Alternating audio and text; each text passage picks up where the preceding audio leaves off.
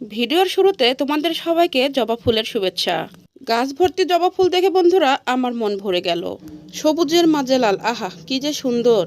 আসসালামু আলাইকুম এভরিওয়ান, কেমন আছো তোমরা? আশা করি অনেক ভালো আছো। আল্লাহর রহমতে আমরাও ভালো আছি। দুপুরে রান্না বান্না শেষ করে বাবুর বাবা আর আমরা দুজনই গিয়েছিলাম বাবুর কোচিং এ বাবুকে আনতে।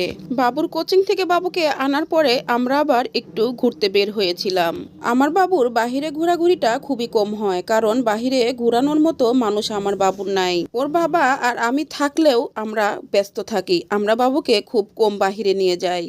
আমার বাবুর যেহেতু দাদা দাদি বেঁচে নাই, এই ক্ষেত্রে আমার বাবুর ঘুরতে নিয়ে যাওয়ার মানুষগুলোও নাই।